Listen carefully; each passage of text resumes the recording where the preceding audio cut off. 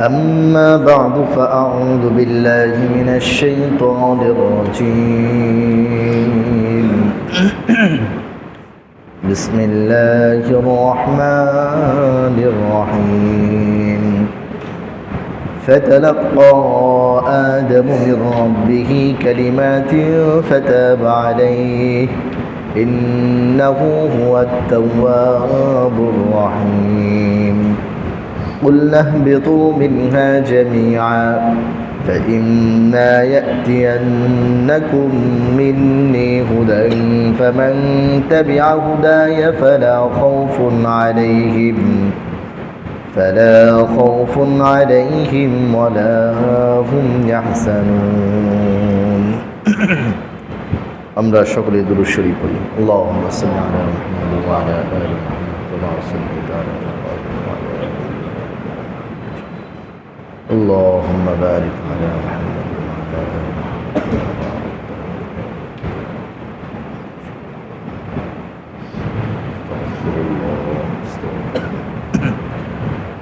আলহামদুলিল্লাহ আল্লাহ তাআলার সীমাহীন দয়া ও করম যিনি আমাদেরকে আজকের এই সাপ্তাহিক তাফসীরুল কোরআন মজলিসে আসার বসার তৌফিক দান করেছেন, সকলেই শুকরিয়া আদায় করি আলহামদুলিল্লাহ। আজকে আমরা সূরাতুল বাকারার ৩৭তম আয়াতে কারিমার তরজমা ও তাফসীরে আলোচনা শুনব ইনশাআল্লাহ। আল্লাহ রাব্বুল আলামিন বলেন, ফাতালাক্কা আদামু মির রাব্বিহি কালিমাতিন ফাতাবা আলাইহি। হযরত আদম আলাইহিস সালাম তিনি তার রবের কাছ থেকে কিছু বাক্য শিখে নিলেন, ফলে আল্লাহ তাআলা তার তাওবা কবুল করলেন। ইন্নাহু হুয়াত তাওয়াবুর রহিম, নিঃসন্দেহে আল্লাহ তাআলা অনেক বেশি তাওবা গ্রহণকারী এবং ক্ষমাশীল। গত সপ্তাহে আলোচনা শুনেছি হযরত আদম আলাইহিস সালাম ও হযরত হাওয়া আলাইহিস সালাম জান্নাতের নির্দিষ্ট গাছ, যেই গাছের ফল খেতে নিষেধ করেছিলেন, ওই নিষিদ্ধ গাছের ফল খাওয়ার কারণে আল্লাহ রাব্বুল আলামিন তাদেরকে দুনিয়ার জমিনে নামিয়ে দিয়েছেন। হযরত আদম ও হাওয়া আলাইহিমাস সালামকে পৃথিবীর কোন জায়গায় নামিয়েছেন, এটা নিয়ে আছে অনেক আলোচনা পর্যালোচনা। হযরত আদম এবং হাওয়াকে পৃথিবীর কোন জায়গায় নামিয়েছিলেন, কোরআন ও সুন্নায় এ ব্যাপারে সুনির্দিষ্ট কোনো জায়গার কথা উল্লেখিত নেই। তাই অনেক মুফাসসির এ ব্যাপারে নীরবতা অবলম্বন করেছেন। যেহেতু নির্দিষ্টভাবে কোনো জায়গার কথা উল্লেখ নাই, এজন্য অনেক বিজ্ঞ মুফাসসিরিন কেরাম তারা এই ব্যাপারে নীরবতা অবলম্বন করেছেন, কোনো জায়গার কথা উল্লেখ করেন। তাফসীরে কবির সহ তাফসীরের কিছু কিতাবের মধ্যে জায়গার কথা উল্লেখ আছে। এ ব্যাপারে দুই ধরনের বর্ণনা পাওয়া যায়। এক বর্ণনায় পাওয়া যায় যে হযরত আদম আলাইহিস সালামকে শ্রীলঙ্কায় নামিয়ে দেওয়া হয়েছিল, আর হযরত হাওয়া আলাইহিস সালামকে মক্কার জিদ্দায় নামিয়ে দেওয়া হয়েছিল, আর ইবলিসকে নামানো হয়েছিল ইরাকে। আরেকটা বর্ণনা পাওয়া যায় হযরত আদম আলাইহিস সালামকে সফা পাহাড়ের উপর নামানো হয়েছিল, হযরত হাওয়া আলাইহিস সালামকে মারওয়ায়ের উপর। তাদের সাক্ষাৎ হয়েছিল আরাফাতের ময়দানে, জাবালে রহমত নামে যে পাহাড় আছে ওই পাহাড়ের কাছাকাছি। একথা সত্য যে আরাফাতের ময়দানে তাদের সাক্ষাৎ হয়েছিল, এজন্যই আরাফার নাম আরাফা রাখা হয়েছে, অর্থাৎ পরিচিত। আরাফার নাম হলো, আরাফা শব্দের অর্থই হলো কি পরিচিতি বা পরিচিত। তো এই জায়গার মধ্যে হযরত হাওয়া এবং হযরত আদম আলাইহিস সালামের সাক্ষাৎ হয়েছিল, এবং এখান থেকেই তারা আল্লাহ তাআলার কাছে দোয়া করেছিলেন।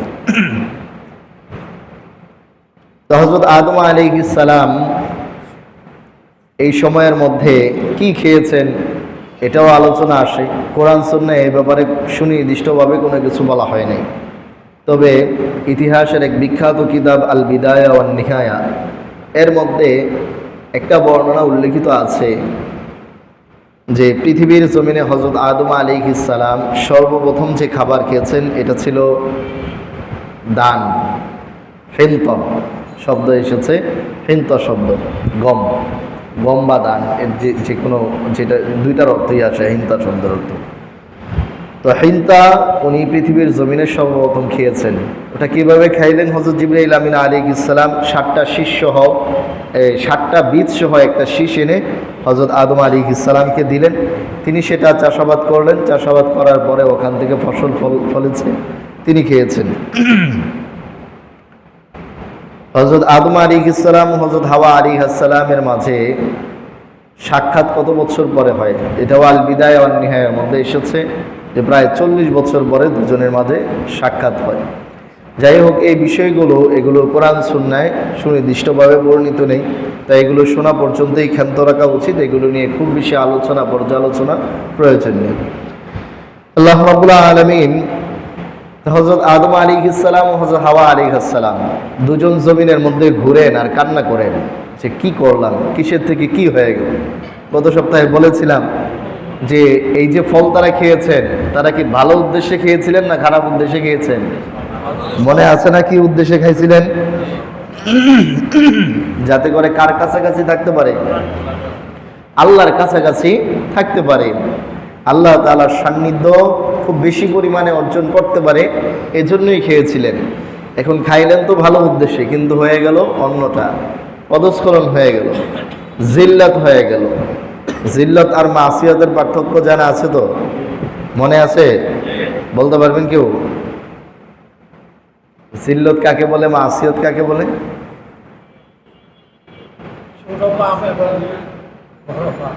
একজন বলেন।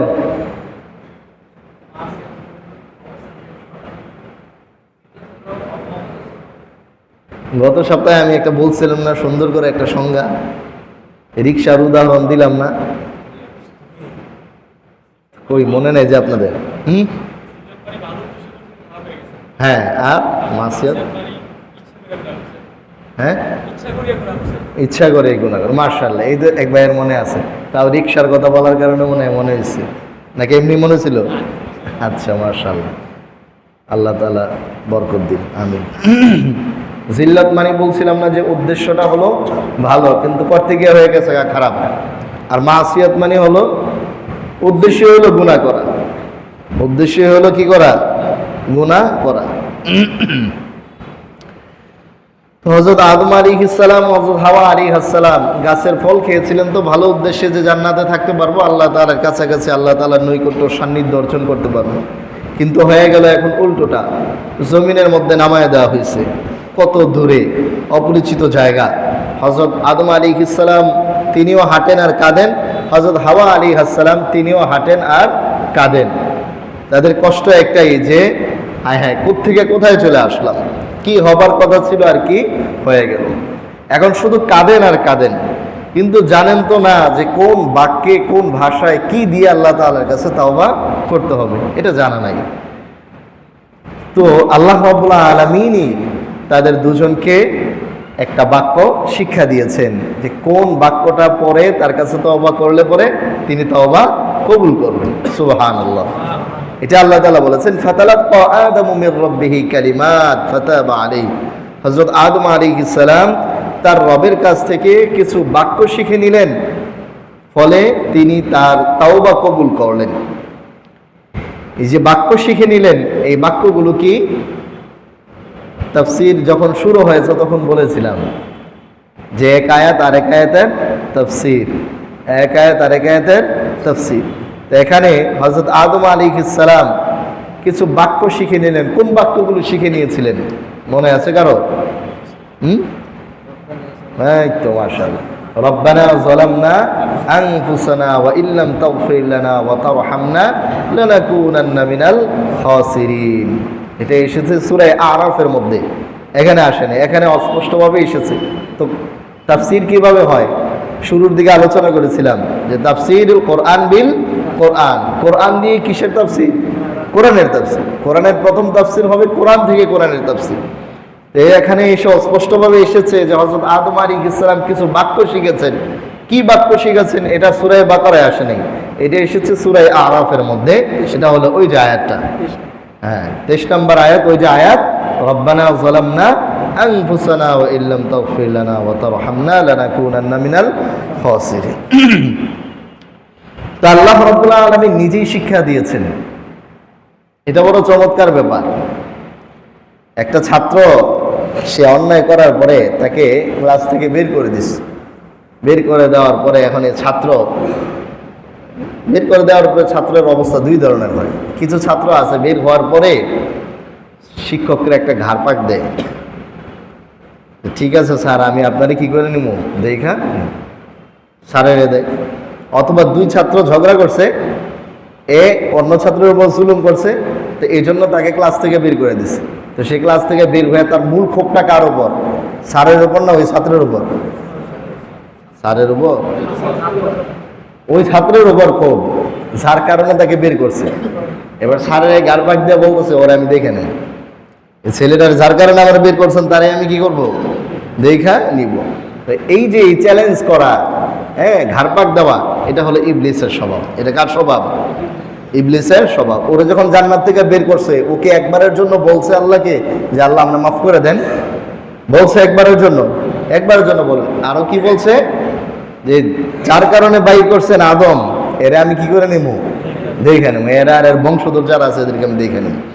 তাহলে শাস্তি দেওয়ার পরে, বড়রা শাস্তি দেওয়ার পরে, শিক্ষক শাস্তি দেওয়ার পরে, মা বাবা সন্তানকে শাস্তি দেওয়ার পরে যদি ঘাড় পাক দিয়া যদি চ্যালেঞ্জে যায়, তাহলে এটা স্বভাবটা কার? ইবলিসের স্বভাব। এটা কার স্বভাব? ইবলিসের স্বভাব। আর হযরত আদম আলাইহিসসালামের স্বভাবটা কিরকম? এটা হলো ওই ছাত্রের মতো, যারা শিক্ষক ক্লাস থেকে কি করে দিছে, বের করে দিয়েছে। এখন সে একবার জানলার সামনে দাঁড়ায় দাঁড়ায় কাঁদে, একবার দরজার সামনে দাঁড়ায় দাঁড়ায় কাঁদে। ঠিক আছে, স্যারে বারবার বলে যা, কোন দিকে যাবি যা, তোরা কি করবো না, ক্লাসে ঢুকার কোনো অনুমতি নাই, যা তুই যা, তোরা আমি পড়াবো না। তো এই ছেলেটা কি করে? জানালার সামনে দাঁড়ায় দাঁড়ায় একবার কাঁদে, আবার কি করে দরজার সামনে দাঁড়ায় দাঁড়ায় কাঁদে। তো দীর্ঘক্ষণ এরকম। তো এভাবে যদি কাঁদতে থাকে তাহলে স্যারের মনের মধ্যে মায়া জাগবে না? কি বলেন, জাগবে তো? তো জাগার পরে এবার স্যারে তারে ডাকতেছে, আচ্ছা আস এদিকে আস। তারে কথা জিজ্ঞেস করতেছে যে আর জীবনে করবি? সে মাথা নাড়ে, সে তার মুখ দিয়ে কোনো কথাই আসতেছে না। এরপরে স্যারে শিখিয়ে দেয় যে সবার সামনে বল যে স্যার আমি অন্যায় করছি, আর জীবনে অন্যায় করব না, যদি সামনে অন্যায় করি তাহলে আমার এই হবে, বল এগুলো বল, আমি যা যা বলি তা তা বল। তাহলে এই স্যারের অন্তরের মধ্যে কি আসছে? দয়া আসছে, মায়া আসছে, ভালোবাসা আসছে। কিসের কারণে? তার বিনয়ের কারণে, তার বাধ্যবাধকতার কারণে। এই যে সে অবাধ্য না হয়ে বাধ্য, একবার জানলার সামনে দাঁড়ায় কাঁদে, একবার দরজার সামনে দাঁড়ায় কাঁদে। তো এটা দেখে স্যারের কি হয়ে গেছে, মন গলে গেছে। এই জন্য স্যার তাকে এখন ক্লাসের মধ্যে ঢুকাইবেন, ডাইরেক্ট তো আর ঢুকাইতে পারেন না। তো তাকে স্যারই শিখিয়ে দিয়ে দিচ্ছে যে কি কি সে বলবে। তো এগুলো বলার পরে স্যারে তারে কি করে দিছে, ক্লাসের মধ্যে ঢুকাই দিছে। তার অন্যায়গুলো স্যার কি করে দিছে, মাফ করে দিছে। তো আল্লাহ রাব্বুল আলামিন তিনি তো কত বড় দয়াময়, কত বড় দয়াবান। হযরত আদম আর হাওয়া দুজন কাঁদে আর কাঁদে, কি দিয়া দোয়া করবো, আর কেমনে মাপ চাইবো, আর কিভাবে আল্লাহর নৈকট্য অর্জন করবে, জানে না তো কোনো কিছু। তো আল্লাহ রাব্বুল আলামিন শিক্ষা দিলেন, তালাক্কা আদামু মির রাব্বি, ফাতালাক্কা আদামু মির রাব্বি। হযরত আদম তার রবের কাছ থেকে শিক্ষা নিলেন। তালাক্কা শব্দটা সাধারণভাবে শিক্ষার জন্য আরবিতে তাআল্লামা শব্দ ব্যবহার হয়। এখানে এভাবে বললেও পারতেন যে ফাতাআল্লামা আদামু মির রাব্বি, তাআল্লাম শব্দ এটা ব্যাপকভাবে বের হয় শিক্ষার জন্যে। ঠিক আছে, বা আলিমা বা তাআলামু এটাও ব্যবহার হয়, আলিমা। তালাক্কা শব্দটা সাধারণত শিক্ষার ক্ষেত্রে ব্যবহার হয় না। তাআল্লামা শব্দটা এটা হলো সাধারণ শিক্ষা, আপনি আমার কোনো কিছু শিখাইলেন, আমি শিখলাম। কিন্তু তালাক্কা শব্দটা হলো এমন এক শিক্ষা যে জেহানের মধ্যে আসতেছে না, এটা কিন্তু একটা মারাত্মক পীড়া। যেমন একটা কথা বলবো, এই কথাটা আসতেছে না। একজনের সাথে একটা জিনিস শেয়ার করতে গেছেন বা একটা দিনই কথাবার্তা বলতে গেছেন, একজন সাহাবীর নাম আপনার কি আসতেছে না, মাথায় আসতেছে না। তো বারবারই এটা একটা অস্থিরতা কাজ করতেছে, সাহাবীর নামটা জানি কি, সাহাবীর নামটা জানি কি। ঠিক আছে, এই সময়ে কেউ এসে ওই সাহাবীর নামটা বলে দিল যে তিনি হচ্ছেন হযরত হুযায়ফা ইবনুল ইয়ামান, কথার কথা। তো তখন আপনি কতটা উচ্ছ্বাসের সাথে তার কথাটাকে গ্রহণ করবেন? অনেক উচ্ছ্বাসের সাথে না, অনেক আগ্রহের সাথে তার কথাটাকে গ্রহণ করবেন। যেই কথাটার জন্য আপনার মাথার মধ্যে আসতেছে না, আপনি খুব টেনশনে আছেন, চিন্তায় আছেন যে কি জানি শব্দটা, কি জানি বিষয়টা, এটা যখন কেউ আপনাকে বলে দিবে, খুব আগ্রহের সাথে গ্রহণ করবেন। এই খুব উচ্ছ্বাসের সাথে আর আগ্রহের সাথে গ্রহণ করাকে তালাক্কা বলা হয়, আর স্বাভাবিক গ্রহণ করাকে তাআল্লামা বলা হয়। তো এখন হযরত আদম আলাইহিস সালাম 40 বছর যাবত জমিনের মধ্যে শুধু ঘুরতেছে আর ঘুরতেছে আর কান্না করতেছে যে হায় আল্লাহ তাআলা কবে ডাক দিবেন, কবে তার নৈকট্য অর্জন করতে পারবো।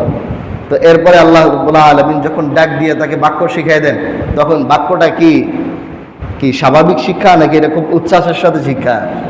খুব উচ্ছ্বাসের সাথে কি করেছেন, শিক্ষাটা গ্রহণ করেছেন। এজন্য আল্লাহ রাব্বুল আলামিন এখানে সাধারণ তাআল্লামা শব্দ ব্যবহার না করে তালাক্কা শব্দ ব্যবহার করেছেন, যেটা উচ্ছ্বাসের সাথে গ্রহণ করা। ফাতালাক্কা আদম মির রাব্বিহি কালিমাতিন ফাতাবা আলাইহি, কি কালিমা শিক্ষা দিলেন? রব্বানা যালামনা আনফুসানা ওয়া ইল্লাম তাগফির লানা ওয়া তারহামনা লানাকুনান্না মিনাল খাসিরিন। হে রব, যালামনা আনফুসানা, আমরা আমাদের নিজেদের উপর অবিচার করেছি। ওয়া ইল্লাম তাগফির লানা ওয়া তারহামনা লানাকুনান্না মিনাল খাসিরিন, যদি আপনি মাফ না করেন এবং রহম না করেন তাহলে আমরা ক্ষতিগ্রস্তদের অন্তর্ভুক্ত থেকেই যাব। যদি আপনি মাফ না করেন এবং রহম না করেন তাহলে ক্ষতিগ্রস্তদের অন্তর্ভুক্ত থেকেই যাব। এটা আমাদের জন্য অনেক বড় এক দোয়া, অনেক বড় এক দোয়া। আমরা সবসময় এই দোয়া দিয়ে অন্তরের অন্তঃস্থল থেকে আল্লাহ তাআলার কাছে তওবা করতে পারি। এই তাওবার এই আয়াতের মধ্যে দুইটা জিনিস বিশেষভাবে বলা হলো যে ওয়া ইল্লাম তাগফির লানা ওয়া তারহামনা, যদি ক্ষমা না করেন এবং রহম না করেন। শুধু ক্ষমা করলে কি হবে না? হবে না। শুধু ক্ষমার মাধ্যমে কোথায় যাওয়া যাবে না? জান্নাতে যাওয়া যাবে না। জান্নাতে যাওয়ার জন্য আল্লাহ তাআলার কাছ থেকে ক্ষমাও পাইতে হবে, আবার আল্লাহ তাআলার কি লাগবে? বলেন কি লাগবে? রহমও লাগবে। আল্লাহ তাআলার থেকে ক্ষমাও পাইতে হবে, আল্লাহ তাআলার রহমতও লাগবে। মুসলিমের বর্ণনায় এসেছে আল্লাহ রাসূল সাল্লাল্লাহু আলাইহি ওয়াসাল্লাম বলেছেন, লা ইউদখিলা আহাদান আমালুহুল জান্নাহ, কোনো ব্যক্তিকে তার আমল জান্নাতে ঢুকাইতে পারবে না। কোনো ব্যক্তিকে তার আমল জান্নাতে ঢুকাইতে পারবে না, প্রবেশ করাইতে পারবে না। এক সাহাবী প্রশ্ন করল, ওয়ালা আনতা ইয়া রাসূলুল্লাহ, ও আল্লাহর নবী, আপনার আমলও আপনাকে জান্নাতে ঢুকাইতে পারবে না? আল্লাহ রাসূল বললেন, ওয়ালা আনা, না আমার আমলও আমাকে জান্নাতে প্রবেশ করাইতে পারবে না। ইল্লা আন ইয়াতাগাম্মাদানি আল্লাহু বিরাহমাতিন, তবে আমার রব আমাকে বিশেষ রহমতের চাদরে পরিবেষ্টন করে জান্নাতে ঢুকাইবেন। সুবহানাল্লাহ। তাহলে যেখানে রাসূল সাল্লাল্লাহু আলাইহি ওয়াসাল্লাম আমল দিয়ে জান্নাতে যাওয়ার কথা বলেন নাই, সেখানে আপনি আমি কি? আমল দিয়ে জান্নাতে যাওয়া, আল্লাহর রহমত ছাড়া জান্নাতে যাওয়ার কোনো কি নাই, সুযোগ নাই। মুসনাদে বাজ্জার সহ হাদিসের কিছু কিতাবের মধ্যে একটা বর্ণনা এসেছে, বর্ণনাটা কিছুটা দুর্বল। ওই বর্ণনার মধ্যে এসেছে যে বনি ইসরায়েলের এক লোক ছিল, সে এক পাহাড়ের চূড়ায় এক ছোট্ট কুঁড়ে ঘরের মধ্যে 500 বছর ইবাদত করেছে। কত বছর? 500 বছর ইবাদত করেছে। এই যেটুকু সময় সে ইবাদত করেছে, এই সময়টার মধ্যে আল্লাহ তাআলা তাকে রিজিক হিসেবে কিছু গাছ দিয়েছিলেন ওখানে। ওই গাছ আনার গাছ, আপেল গাছ, বিভিন্ন ফল ফলাদির গাছ ছিল। ওই গাছের মধ্যে ফল ধরে থাকতো, সে ওখান থেকে ফল খাইতো। আর ঝর্ণার যে পানি, সুমিষ্ট পানি, ওই পানি পান করতো, ফল খাইতো আর পানি পান করতো, আর আল্লাহ তাআলার ইবাদত বন্দিগি করতো। এভাবে লাগাতার বন্দিগি করেছে কত বছর? 500 বছর। এরপরে এই লোকটা ইন্তেকালের পরে আল্লাহ তাআলার কাছে যখন গিয়েছেন, তো আল্লাহ রাব্বুল আলামিন তার ব্যাপারে ফেরেশতাদেরকে নির্দেশ দিয়েছেন যে আদখিলু আবদি বিরাহমাতিল জান্নাহ, আমার বান্দাকে আমার রহমতের মাধ্যমে জান্নাতে ঢুকায় দাও। এখানে এই বান্দার একটু কেমন লেগে গেছে, গায়ে লেগে গেছে যে আল্লাহ তাআলা এই কথায় না বলবেন যে আমার বান্দাটাকে জান্নাতে ঢুকায় দাও, আবার রহমত লাগাইছে কেন এখানে?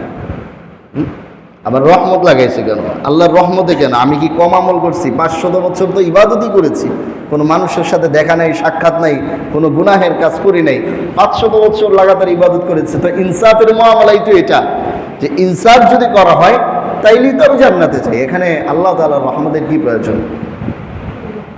তো ওই বান্দা বলল বালবি আমালি, আল্লাহ না, আপনার রহমতে না, আমার আমলের মাধ্যমে আমি জান্নাতে যেতে চাই। আল্লাহ তাআলা আবারও ফেরেশতাদেরকে বললেন যে আমার রহমতের মাধ্যমে এই বান্দাকে জান্নাতে ঢোকাও। সে আবারও বলল আমার আমলের মাধ্যমে। তো এভাবে 3 বার বলার পরে এবার আল্লাহ রাব্বুল আলামিন বললেন, আচ্ছা ঠিক আছে, ওজন করো, তাইলে ওজন করো। আমি তাকে যে নিয়ামত দিয়েছি আর সে জীবনে যা আমল করেছে এগুলো সব ওজন করে দেখো। তো তার 500 বছরের ইবাদতকে এক পাল্লার মধ্যে রাখা হয়েছে, আর আল্লাহ রাব্বুল আলামিন তার শরীরের মধ্যে যে নিয়ামত দিয়েছেন শুধুমাত্র একটা চোখের নিয়ামতকে আরেক পাল্লার মধ্যে রাখা হয়েছে। চোখের নিয়ামত আর তার 500 বছরের ইবাদত বরাবর হয়ে গেছে। কি হয়ে গেছে? বরাবর হয়ে গেছে।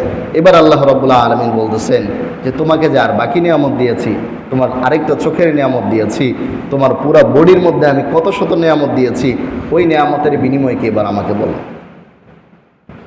এই নিয়ামতের বিনিময় কি আমাকে বলো। এরপর আল্লাহ রাব্বুল আলামিন ফেরেশতাদেরকে নির্দেশ দিলেন যে যাও, তাকে আমার গজবের কারণে জাহান্নামের মধ্যে ঢুকায় দাও। এবার টেনে হেঁচড়ে তাকে জাহান্নামের মধ্যে নিয়ে যাওয়া হয়েছে। তা আল্লাহ তাআলার রহমত ছাড়া কোনো গতি নাই। এই কোরআনের আয়াত এটাও স্পষ্ট যে ওয়া ইল্লাম তাগফির লানা ওয়া তারহামনা লানাকুনান্না মিনাল খাসিরিন, যদি আপনি ক্ষমা না করেন এবং দয়া না করেন তাহলে কোনো গতি নাই, ক্ষতিগ্রস্তদের অন্তর্ভুক্ত থেকে যাব। এজন্য আল্লাহ তাআলার কাছে গুনাহ মাফের দোয়া করার সাথে সাথে খুব বেশি পরিমাণে আল্লাহ তুমি আমার উপর রহম করো, আল্লাহ তুমি আমার উপর রহম করো, আল্লাহ তুমি মানুষের উপর রহম করো, এই রহমের দোয়া খুব বেশি পরিমাণেও করা দরকার। নিজের গুনাহ মাফের দোয়ার সাথে সাথে রহমেরও কি করার দরকার? দোয়া করার দরকার। ফাতাবা আলাইহি, আল্লাহ রাব্বুল আলামিন হযরত আদম আলাইহিস সালাম, হাওয়া আলাইহিস সালাম আল্লাহ তাআলার কাছে দোয়া করলেন, আল্লাহ তাআলা তাদের দোয়া কবুল করলেন। এরপর আল্লাহ তাআলা বললেন ইন্নাহু হুয়াত তাওয়াবুর রহিম। আল্লাহ তাআলার যত গুণবাচক নাম রয়েছে আমাদের জন্য সবচেয়ে বড় সান্ত্বনাদায়ক নাম হলো এটা যে ইন্নাহু হুয়াত তাওয়াবুর রহিম, নিঃসন্দেহে তিনি তাওয়াব, অনেক বেশি পরিমাণে তাওবা কবুলকারী, আর রহিম দয়াময়। তিনি তাওবা কবুলকারী এবং দয়াময়, তিনি তাওবা কবুল করেন। তো তাওবা কবুল করার অর্থ কি? তাফসীরে রাজি আল্লামা ফখরুদ্দিন রাজি রহমতুল্লাহি আলাইহি তিনি বলেছেন যে তাওয়াব অনেক বেশি তাওবা গ্রহণকারী, আর অর্থ দুইটা।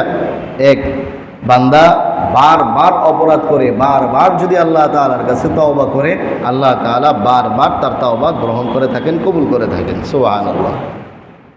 দুনিয়ার মানুষ কয়বার মানবে? কয়বার মানবে? হ্যাঁ, একবার, দুইবার, হ্যাঁ বলে কি 3 বার হয়ে গেছে, আর চলবে না। দুনিয়ার মানুষ বারবার ভুল কি করে নেয় না? মেনে নেয় না। দুনিয়ার মানুষ ভুলটা মানতে চায় না, কিন্তু আল্লাহ রাব্বুল আলামিন বারবার কি করেন? ছাড় দেন। একটা মানুষ চাকরি করে, একবারের ভুল, দুইবারের ভুল, 3 বার ভুল করার পরে হিসাব নিকাশে 3-4 বার যদি ভুল করে তাহলে মালিক কি তাকে ওই পদে রাখে? তার চাকরি শেষ করে দেয়।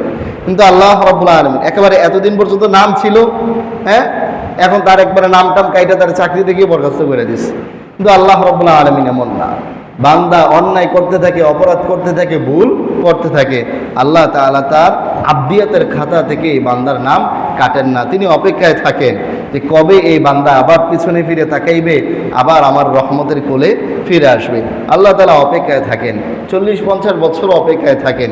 একটা লোক অন্যায় করতে করতে একেবারে মৃত্যুর আগে গিয়ে তাওবা করে ইন্তেকাল করলো, আল্লাহ তাআলা ওই তাওবা পর্যন্ত তার অপেক্ষায় থাকেন। এজন্যই রাসূল বলেছেন ইন্নামাল আমালু বিল খাওয়াতিম, মানুষের শেষ দিয়েই তার আমল পরিমাপ করা হয় যে তার শেষটা কেমন ছিল, মানুষের জীবনের কি ছিল, শেষটা কেমন ছিল। তো দুনিয়ার মানুষের সাথে আর আল্লাহ তাআলার সাথে অনেক বড় একটা পার্থক্য এক বুজুর্গ বলেছেন যে মানুষের কাছে যত চায় তত মানুষ কি হয়, বিরক্ত হয়। মানুষের কাছে যত চাইবে তত বিরক্ত হবে। একেবারে কাছের জন্যই দেখেন না কেন, মা বাবার কাছে কতবার চাইলে তারা খুশি হয়। মা একবার, দুইবার, পাঁচবার চাইলে মাই বিরক্ত হয়ে যায়, বাবা বিরক্ত হয়ে যায়। কিন্তু আল্লাহ তাআলা এমন এক হস্তি, তার কাছে না চাইলে তিনি রাগ করেন। মানুষের কাছে চাইলে মানুষ কি করে, রাগ করে। আর আল্লাহ তাআলার কাছে না চাইলে আল্লাহ তাআলা রাগ করেন। তো বারবার গুনাহ করে যদি আল্লাহ তাআলার কাছে বলে, তো আল্লাহ রাব্বুল আলামিন বারবার তার তাওবা কবুল করেন। তো তাওয়াবের এক অর্থ হলো এটা। আরেক হলো দুনিয়ার সমস্ত মানুষ অন্যায় করে, যদি বারবার অন্যায় করে, সমস্ত মানুষ বারবার আল্লাহ তাআলার কাছে তাওবা করে, তাহলে আল্লাহ রাব্বুল আলামিন সমস্ত মানুষকে বারবার মাফ করতে থাকেন। সুবহানাল্লাহ। এজন্যই তিনি তাওয়াব, তিনি তাওয়াব, অনেক বড়, অনেক বেশি পরিমাণে তাওবা কবুলকারী। আবার এনেছেন রহিম। শুধু তাওবা কবুল করে মাফ করলে তো হবে না, রহমত লাগবে না। আবার বলেছেন রহিম। এই আয়াতের সাথে আর ওই দোয়ার মিল আছে যে যদি ক্ষমা না করেন, রহম না করেন, তাহলে ক্ষতিগ্রস্ত। আর এই আয়াতের মধ্যে আল্লাহ তাআলা বলে দিয়েছেন যে আমি তো শুধু ক্ষমা করনেওয়ালা না, আমি রহমত করনেওয়ালাও। আমি ক্ষমাও করব, আবার রহম করে তোমাকে কোথায় ঢুকাইব, জান্নাতে ঢুকাইব, জান্নাতে প্রবেশ করাইব। এজন্য ভাই, অন্যায় অপরাধ হয়ে গেলে কি করতে হবে, বারবার ক্ষমা চাইতে হবে। এক হাদিসের মধ্যে এসেছে, এক সাহাবী এসে আল্লাহ রাসূল সাল্লাল্লাহু আলাইহি সাল্লামকে বলল, ইয়া রাসূলুল্লাহ, আমি যদি অন্যায় করি তাহলে কি করব? আল্লাহ রাসূল বললেন, তুমি তওবা করবা। তো বলে, আবার যদি অন্যায় করি, তা আবার তওবা করবা, আবার অন্যায় করলে আবার তওবা করবা। এইভাবে অনেকবার বলেছে। এরপরে ওই সাহাবী বলতেছে, ইলা মাতা ইয়া রাসূলুল্লাহ, ওগো আল্লাহর নবী, এটা কতক্ষণ পর্যন্ত চলবে? আল্লাহ নবী সাল্লাল্লাহু আলাইহি ওয়াসাল্লাম বললেন, হাত্তা ইয়াকুনা শাইতানু মাদহুরান, যতক্ষণ না শয়তান পেরেশান হয়ে যায়, যতক্ষণ না শয়তান পেরেশান হয়ে যায়, মাথায় হাত দিয়া বইসা পড়ে, যা আমার পক্ষে আর সম্ভব হইল না তারে দূরে রাখা, তাকে আটকায় রাখা আর আমার পক্ষে সম্ভব হইল না। যতক্ষণ না শয়তানের আফসোস শুরু হয়, ততক্ষণ পর্যন্ত তুমি কি করতে থাকো, অন্যায় অপরাধ করবা আর তওবা করবা, অন্যায় অপরাধ করবা আর তওবা করবা, অন্যায় অপরাধ করবা আর তওবা করবা। এক সাহাবী আল্লাহ রাসূল সাল্লাল্লাহু আলাইহি ওয়াসাল্লামের কাছে আসলো, সে বলল, ইয়া রাসূলুল্লাহ, রাস্তায় বদনজর হয়ে গেছে, বদনজরের কারণে লজ্জাস্থানের মধ্যে হাত দিয়ে দেখলাম যে ওখানে পানি চলে আসছে। তো রাসূল সাল্লাল্লাহু আলাইহি ওয়াসাল্লাম কোনো কিছু বললেন না। হযরত ওমর রাদিয়াল্লাহু আনহু তিনি বললেন যে, সাতারাকাল্লাহু লাউ সাতারতা নাফসাক, আল্লাহ তাআলা তো তোমার অন্যায় অপরাধ গোপন করে রাখছে, তুমি এটা প্রকাশ করতে আসছো কেন? তুমিও গোপন রাখতা, তুমি এটা প্রকাশ করতে আসলা কেন? তো রাসূল সাল্লাল্লাহু আলাইহি ওয়াসাল্লাম কোনো কিছু বলেন নাই, আল্লাহ রাসূল নীরব রইলেন, তিনি তো ওহী ছাড়া কথা বলেন না। তো এরপরে ওই লোকটা, সে আর রাসূল সাল্লাল্লাহু আলাইহি সাল্লামকে কোনো কিছু বলে নাই, চলে যেতেন। এরপর আল্লাহ রাসূল তার পিছনে একটা লোক পাঠাইলেন যে, যাও তাকে তাড়াতাড়ি ডাইকা আনো। তো ডাকা আনলো, আনার পরে আল্লাহ রাসূল তাকে একটা আয়াতে কারিমা শুনাইলেন যে, আকিমিস সালাতা তরফাইন নাহারি ওয়া সুলাফাম মিনাল লাইল ইন্নাল হাসানাতি ইউযহিবুনাস সাইয়্যাত, নামাজ কায়েম করো দিনের দুই প্রান্তে এবং রাতের একটা অংশের মধ্যে। ইন্নাল হাসানাতি ইউযহিবুনাস সাইয়্যাত, ভালো কাজ মন্দ কাজকে মুছে দেয়, ভালো কাজ মন্দ কাজকে মুছে দেয়। তো এইটা একটা, তো তাহলে বোঝা গেল যে কিছু গুনাহ আছে। যদি কোনো ব্যক্তি 5 ওয়াক্ত নামাজ ঠিকঠাক মতো আদায় করে, তাহলে এই নামাজ তার জীবনের গুনাহ কি করে দেয়, মাফ করায় দেয়। ওই যে হাদিসে আসছে না, আল্লাহ রাসূল বলেছেন, আরাআইতুম লাউ আন্না নাহরান বিবাবি আহাদিকুম ইয়াগতাসিলু ফীহি কুল্লা ইয়াউমিন 5 মাররাত হাল ইয়াবকা মিন দারনিহি শাইউন, তোমাদের মধ্যে কোনো ব্যক্তি যদি প্রতিদিন 5 বার গোসল করে কোনো চলমান নদীতে, পুকুরে, তাহলে কি তার শরীরে ময়লা থাকতে পারে? সাহাবায়ে কেরাম বললেন না। তো বলল 5 ওয়াক্ত নামাজ এরকম পড়বে আর তার জীবনে কোনো কি থাকবে না, গুনাহ থাকবে না। তো ওটা এই কোরআনের আয়াত আর এই হাদিস, আকিমিস সালাতা তরফা ইন্নাল হাসানাত ইউযহিবুনাস সাইয়্যাত, ভালো কাজ মন্দ কাজকে কি করে দেয়, মুছে দেয়। ওই সাহাবী তখন আল্লাহ রাসূলের সামনে দাঁড়ায় বলল, ইয়া রাসূলুল্লাহ, এটা কি শুধুমাত্র আমার জন্যে নাকি সকলের জন্য? রাসূল সাল্লাল্লাহু আলাইহি ওয়াসাল্লাম বললেন, সবার জন্য, এটা সবার জন্য। মন্দ কাজ করার পরে ভালো কাজ করলে ওই মন্দ কাজকে ভালো কাজ কি করে দেয়, মুছে। এজন্য আল্লাহ তাআলার কাছে খুব বেশি পরিমাণে কি করা ভাই, তওবা করা। আল্লাহ তাআলা তওবাকারী বান্দাকে খুব পছন্দ করেন। রাসূল সাল্লাল্লাহু আলাইহি সাল্লামের জীবনে কোনো গুনাহ ছিল না, এরপর আল্লাহ রাসূল প্রতিদিন কয়বার তওবা করতেন? 100 বার, মিআতা মাররা। আল্লাহ রাসূল প্রতিদিন কয়বার তওবা করতেন? 100 বার তওবা করতেন। যার জীবনে গুনাহ নাই তিনি যদি 100 বার তওবা করেন, তাহলে আমাদের যাদের জীবনে গুনাহের কোনো অভাব নেই, আমাদের কি পরিমাণ তওবা করার দরকার। সারা দিনে রাতে কত পরিমাণ চেতনে অবচেতনে আস্তাগফিরুল্লাহ বলার দরকার। এটা আরবদের একটা স্বভাব, তারা কথার মধ্যে, তারা কাছে কিছুক্ষণ কথা বলার পরে আস্তাগফিরুল্লাহ বলে। এটা তাদের একেবারে স্বভাবের সাথে, কথার সাথে মিলে গিয়েছে। এজন্য আস্তাগফিরুল্লাহর আমল আমরা আমাদের জীবনে আনি, খুব বেশি পরিমাণে ইস্তিগফারের আমল করি, চলতে ফিরতে সর্ব অবস্থায়। যে যত বেশি পরিমাণে ইস্তিগফার পড়বে, শয়তান তার থেকে তত দূরে থাকবে, আমলের স্বাদ তার তত বেশি আসবে। কিন্তু একটা সমস্যাই শুরু হয়ে গেছে, ভাল লাগে না, ভাল লাগে না, শান্তি নাই, অশান্তি। ভাল লাগে না রোগ আর অশান্তির রোগ। এই ভাল লাগে না রোগ আর অশান্তির রোগ, এগুলিকে দূর করার জন্য সবচেয়ে উপকারী আমল হলো ইস্তিগফার। আল্লাহ হাওলা ওয়ালা কুওয়াতা ইল্লা বিল্লাহ। ইস্তিগফার হবে, আর যখন একান্তে দোয়া করবো তখন খুব আবেগ দিয়া রব্বানা যালামনা, এই দোয়াটা আমরা পাঠ করবো খুব আবেগ দিয়া। মোনাজাতে যখন হাত উঠাইব, দোয়াটার অর্থটা শিখে নিয়েন, নাহলে আবেগ আসবে না। তো দোয়াটার অর্থ শিখে নিন। এটা একটা মাকবুল দোয়া না? কি বলেন, এটা মাকবুল দোয়া? তো সন্দেহ আছে নাকি এটা কোনো মাকবুল দোয়া? এই দোয়া করার পরেই তো আল্লাহ তাআলা হযরত আদম আর হাওয়া এই দুইজনকে ক্ষমা করছেন, তাই না? তাহলে বোঝা গেল এই দোয়াটা একটা কি দোয়া? মাকবুল দোয়া, যেটা আল্লাহ তাআলার কাছে কি হয়ে গেছে? কবুল হয়ে গেছে। এখন আমরাও যদি আমাদের মতো এভাবে আবেগ দিয়া, কান্না দিয়া আল্লাহ তাআলার কাছে এই দোয়াটা করতে পারি, তাহলে আল্লাহ তাআলা আমাদেরকে ক্ষমা করবেন না?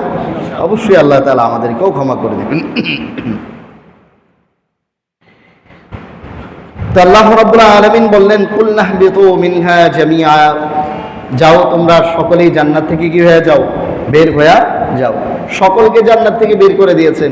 এখানে সকল বলতে কে? হযরত আদম আলাইহিস সালাম, হযরত হাওয়া আলাইহিস সালাম, আর শয়তানকে তো আগে কি করে দিয়েছে? জান্নাত থেকে বের করে দিয়েছে, সবাই উদ্দেশ্য।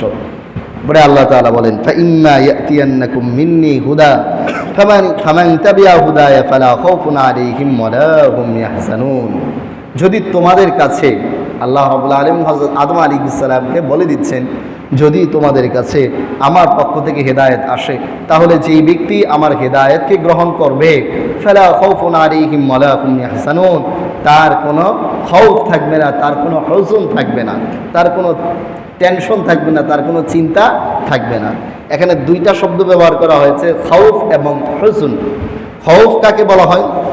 খৌফ শব্দের অর্থ হলো যে সামনে আসন্ন কোনো দুশ্চিন্তা, যেই দুশ্চিন্তার আশঙ্কা সে করছে যে ভবিষ্যতে এরকম একটা সমস্যায় পড়তে পারি, সামনে এমন একটা সমস্যায় পড়তে পারি, মাসের শেষে টাকা পয়সার সমস্যায় পড়তে পারি, এটা হলো আসন্ন, আছে না এমন দুশ্চিন্তা, আগাম জিনিসের দুশ্চিন্তা।